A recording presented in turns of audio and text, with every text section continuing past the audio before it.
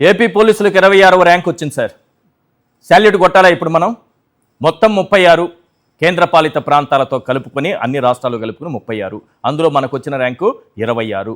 Top 10లో లేం, 15లో లేం, top 20లో లేం, టాప్ 25లో లేం, 26 మన ర్యాంక్.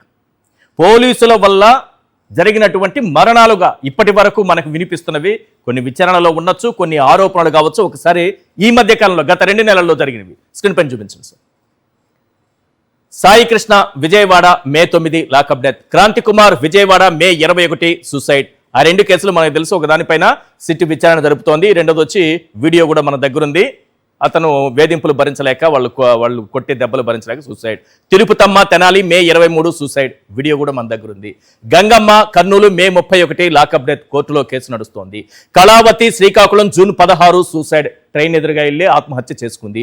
7 కొండలు నెల్లూరు జూలై 13 లాకప్ డెత్. ఆరోపణలు మాత్రమే, ఎందుకంటే నోటీసులు పంపిస్తున్నారు పోలీసులు కాబట్టి ప్రస్తుతానికే ఆరోపణలు మాత్రంగానే చూద్దాం. Sheikh Dariya Piduguralla July 14 suicide. ఆయన కూడా వీడియో రిలీజ్ చేసి మరి ప్రాణాలు వదిలేశారు. సార్ రాజేశ్వర రెడ్డి గారు, అసలు ఏపీలో పోలీసింగ్ అనేది ఎలా నడుస్తోంది? పోలీసులే చంపేయడం ఏంటి? ఆత్మహత్యలు చేసుకునేలా ప్రేరేపించడం ఏంటి? బూడిద కూడా మాయం చేయడం ఏంటి? మహిళను నడి రోడ్డు పైన వ్యవస్థను చేసి కొడితే కేసు కూడా బుక్ చేయకపోవడం ఏంటి?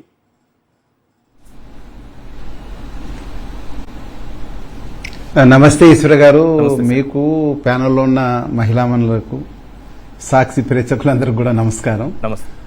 ఈరోజు డిబేట్లో మరి ఆంధ్రప్రదేశ్ పోలీసులకు 26వ ర్యాంకు, అంటే మొత్తం 36 స్టేట్స్ కానీ లేకపోతే యూనియన్ టెరిటరీస్లో 26వ ర్యాంకు రావడము దాని మీద సరే.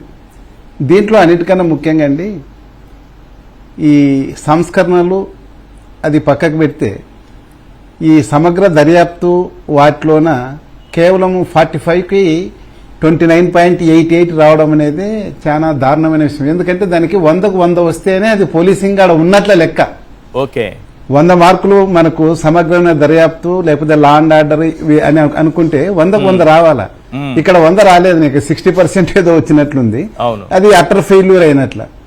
దీనికంతా కారణం అండి ఈ నంబర్ 1 కారణము పొలిటికల్ లీడర్షిప్. వాళ్ళ ఆదేశాలని తూచా తప్పకుండా పాటిస్తున్న పోలీస్ అధికారులది రెండో తప్పు. అసలు పోలీసింగ్ అంటే ఏమో తెలియకుండా ఉంది. కొత్త బ్యాచ్ ఎస్ఐలకు, ఇన్స్పెక్టర్స్ కు నేను ఇప్పుడు బయట గత రెండు మాసాలుగా నేను ఆంధ్రప్రదేశ్ రాష్ట్రంలో ఉండి చూస్తా ఉన్నా. నేను చాలా మందిని టచ్ చేస్తున్నా. అసలు పోలీసింగ్ అనేది లేదండి.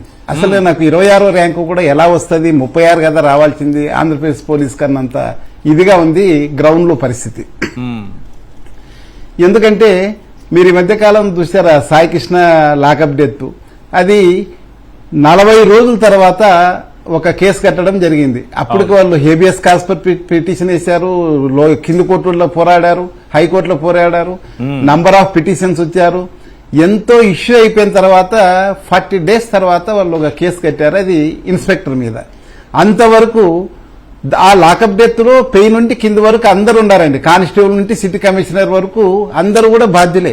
అందరినీ తప్పించేకి 40 రోజులు శ్రమించి ఎవరెవరిని అస్పందీయులంతా తప్పించేసి ఇంకా తప్పదు కాబట్టి స్టేషన్ హౌస్ ఆఫీసర్ నాగరాజు గారిని మీద ఒక కేసు కట్టి జైలుకు పంపించారు. అది కూడా కాంప్రమైజ్, నీకేం కాదు, మేము అందరినీ మేనేజ్ చేశాము. సీఎం గారు కూడా గౌరవనీయులు నారా చంద్రబాబు నాయుడు కూడా వాళ్ళ ఫ్యామిలీ మెంబర్స్ తో మాట్లాడినారు.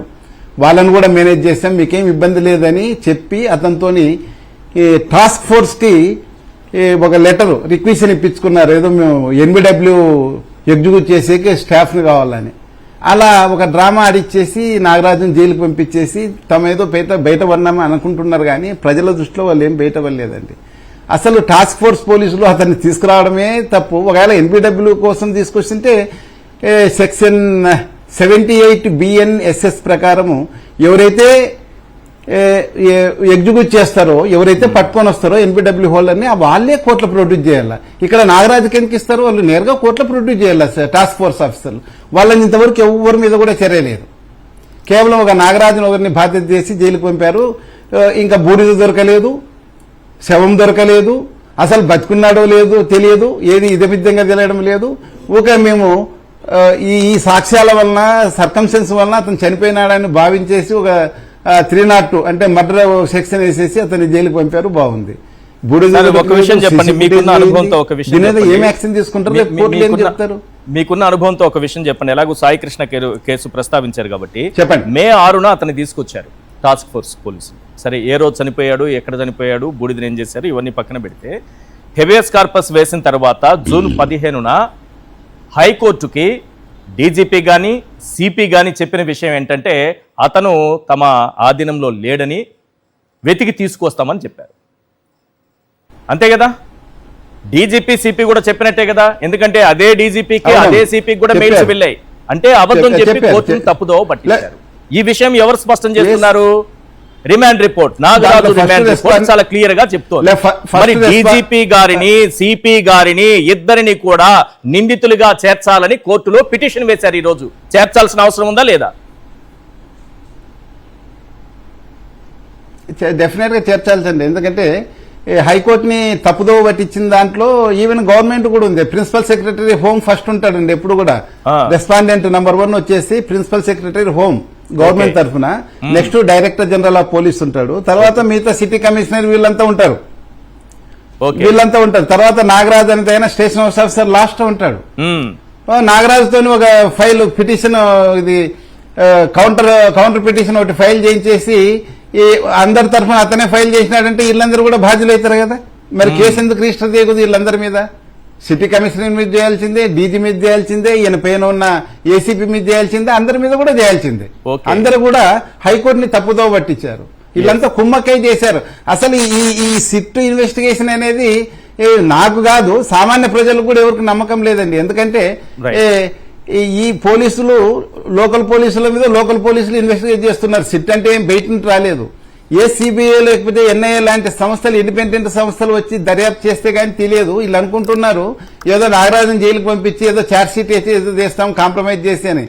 ఇలా కాదండి. ఇది తర్వాత అయినా గానీ ఒకవేళ గవర్నమెంట్ మారిన తర్వాత అయినా 3 years తర్వాత అయినా గానీ కోర్టు పర్మిషన్ తీసుకొని ఫర్దర్ ఇన్వెస్టిగేషన్ చేయొచ్చు అప్పుడున్న అధికారులు. అప్పుడు సిబిఐకి ఇవ్వచ్చు. ఇది ఈ కేసు ఇంతటితో ఆగదండి. ఇంతతో ఆగదు ఇది. రైట్. నాగమల్లేశ్వర్ గారు, ఈ 2 నెలల కాలంలో జరిగినటువంటి కేసులు కొన్ని ఎగ్జాంపుల్స్ తీసుకుంటే సాయి కృష్ణ కేసు, బూడిద కేసు, క్రాంతి కుమార్ ఆత్మహత్య కేసు, గంగమ్మ, తిరుపతమ్మ, కళావతి వీళ్ళ వేధింపులు భరించలేక చనిపోయిన వాళ్ళు, షేక్ దరియా, ఏడుకొండలది కూడా అదే కేసు అని అంటున్నారు. మీ పార్టీ పైన చంద్రబాబు నాయుడు గారు గొడ్డలి పార్టీ అని ప్రచారం చేయడం పైన పెట్టిన దృష్టి, లేకపోతే జగన్మోహన్ రెడ్డి గారిని తిట్టడం కోసమే ప్రెస్ మీట్లు పెట్టే హోంమంత్రి గాని, గతంలో ఆడబిడ్డల పైన కన్నెత్తి చూడాలన్నా భయపడేలా చట్టం తీసుకొస్తా ఒక్కొక్కరి తాట తీస్తా అన్న పవన్ కళ్యాణ్ గారు గాని ఎవరైనా ఈ అంశాలపైన ఎప్పుడైనా స్పందించినట్టు మీకు కనిపించిందా?